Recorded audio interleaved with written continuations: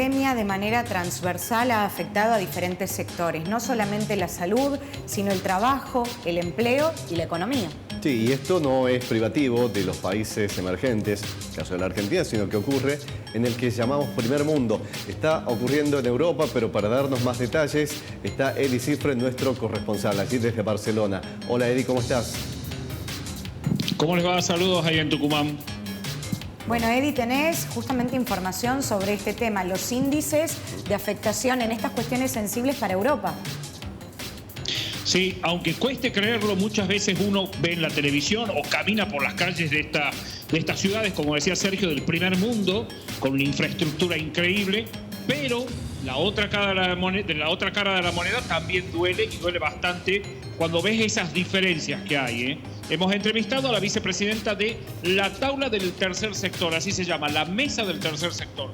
Es una institución que aglutina, escuchen este número, 3.000 ONG en toda Cataluña que asisten a más de 1,5 millones de personas que están en situación de vulnerabilidad. La verdad que cuesta creerlo, pero es la realidad.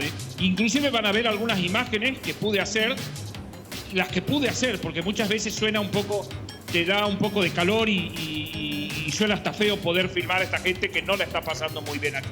Gente en situación de calle también. Sí, mucha gente en situación de calle. Inclusive van a ver una imagen de una persona que el día de lluvia, pero lo grabé yo, o sea, lo vi yo. El día de lluvia, una persona durmiendo en la calle con el frío que hace, unos 13, 12 grados, bajo el agua tapado con unos plásticos. Eso es lo que se ve, o gente buscando en la basura, eso es lo que se está viendo también. Y al lado ves un negocio en Paseo de Gracia, en donde un reloj te sale 30.000 euros. Entonces, esas diferencias que crecen, esa brecha que crece, duele. Bueno, vamos a ver el informe. Sí.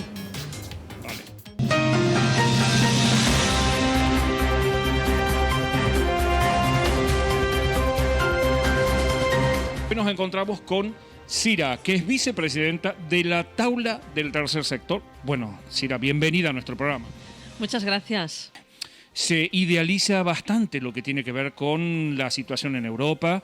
Bueno, pues realmente es una situación muy grave y es una muestra más que pone de relieve la situación que tenemos de emergencia en temas de vivienda, pero no tan solo en temas de vivienda, sino en una situación de pobreza y de emergencia, ¿no? En este caso, que afecta a mucha parte de la población, cada vez a más. Tenemos unos índices de pobreza que cada vez van subiendo y afecta sobre todo a las personas más vulnerables. Tenemos muchas personas en Cataluña que están ocupando locales o viviendo en una situación de infravivienda con condiciones pésimas, muy poco seguras y a veces pues con casi ni acceso a los suministros básicos. Y me impactó bastante también el hecho de lo que hablabas de la cantidad de gente que están manejando, 1,5 millones.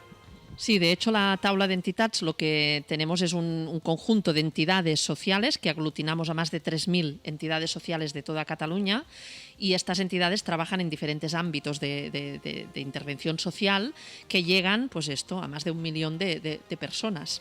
Con lo cual estamos acompañando y en situaciones de mucha vulnerabilidad a más de 1 millón de personas, que afecta pues a personas mayores, a niños y niñas. Sabemos que 1 de cada 3 niños y niñas de nuestra población están en situación de pobreza.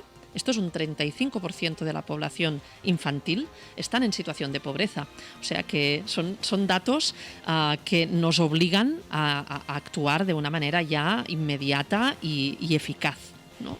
Cuando hablamos de situación de pobreza, me cuesta por ahí hablar de situación de pobreza en esta ciudad, una ciudad tan rica y con tanta infraestructura, porque cuando uno va por la calle ve una ciudad magnífica.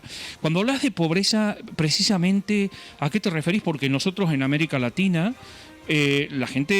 mucha gente vive en chabolas, en ranchos, que le decimos nosotros, en donde no tienen ni siquiera acceso ni al agua potable, ni a piso, ni a suelo de mosaico, algunos pisos de tierra. ¿Eso aquí pasa también?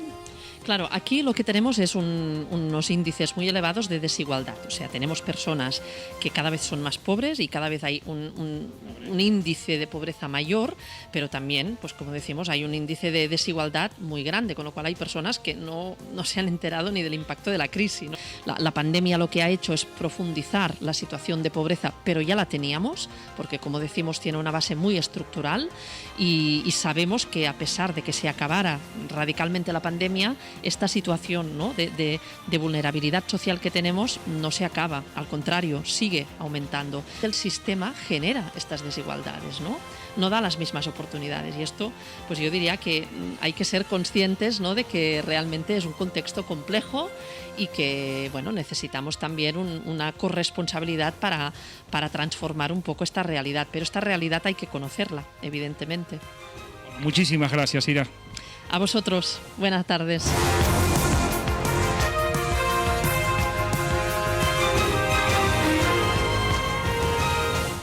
Un concepto fundamental de Cira, ¿no? Ojalá la pandemia se terminara cuanto antes, pero si se termina hoy mismo, no quiere decir que mañana vayan a cambiar mágicamente las condiciones. No, porque la brecha se ha agrandado entre las diferencias de los que tenían poco, ahora no tienen nada, los que tenían más o menos, ahora tienen poco. La pandemia aumentó los desequilibrios. Totalmente, pero además lo comentábamos mucho con Eddie también, que uno piensa que esto pasa solamente acá y en realidad es un problema global. Y esto cuando hablamos de la economía y de esos efectos, pero cuando hablamos de salud hay repercusiones que son como una fichita del dominó, ¿viste? Cae una y caen todas las demás, como las restricciones, Eddie, que aumentan en distintos ámbitos. Sí, con este tema de la cepa, de la Omicron sobre todo, hay nuevas restricciones. Les cuento algo que también sé que en Tucumán está pasando, esto que te están pidiendo los protocolos para poder ir a eventos y todo. Aquí también. Te cuento que en todas las farmacias de Barcelona ayer, crisis porque no había, aquí las pruebas de antígeno te las podés hacer en la farmacia. No había esto porque hoy por hoy no solo necesitas el pasaporte COVID, es decir, que tenés que tener puestas las 2 vacunas, sino también te están pidiendo pruebas de PCR, por ejemplo, para ir a cenas de Navidad, que está, por supuesto, limitado el número. Sí. Y atención a esto porque en los aeropuertos de la Unión Europea hay 9 países que están pidiendo ya para entrar no solo tener el certificado COVID, que es aquel que empezó el 1 de julio, ustedes se acuerdan, sino que ahora te piden además tener la PCR negativa. Y son Portugal, Italia, Irlanda, Chipre, Grecia, Reino Unido, Islandia, Suiza y un país muy pequeñito que se llama Liechtenstein.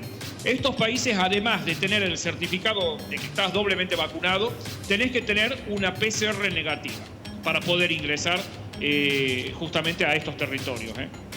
Bueno, ahí estaba la información de Eddie con respecto a las nuevas restricciones que rigen en gran parte del continente europeo. Bueno, restricciones que acá en Tucumán se van tomando de a poco, digo, como para hacer un paralelismo. Acabamos de conocer una en Yerba Buena. Todavía no hay determinaciones gubernamentales en torno a la línea general, pero lo decimos esto porque, Eddie, vos, cuando hablas de Europa, venís con el diario del lunes para nosotros, sí, digo, a tenerlo en cuenta. Sí. Seguramente esto es lo que les cuento, están pidiendo. Además, para ingresar a estas cenas de Navidad, eventos multitudinarios, se está pidiendo que no se hagan. De hecho, hay muchas fiestas ya canceladas y aquellos lugares, aquellos restaurantes que van a estar abiertos, mantienen los aforos limitados, pero te piden, además del pasaporte COVID, que ahora sí que están pidiendo los DNI para poder ingresar, te piden además tener la prueba de PCR. Por eso ayer no había farmacia en Barcelona donde alguien pueda conseguir para hacerse un antígeno y entrar a estos eventos. Bien, gracias, Eddie, muy completo. Que tengas un buen fin de semana y hasta el lunes. Buen fin de semana, saludos para ustedes. Chao, Eddie, gracias. Saludos.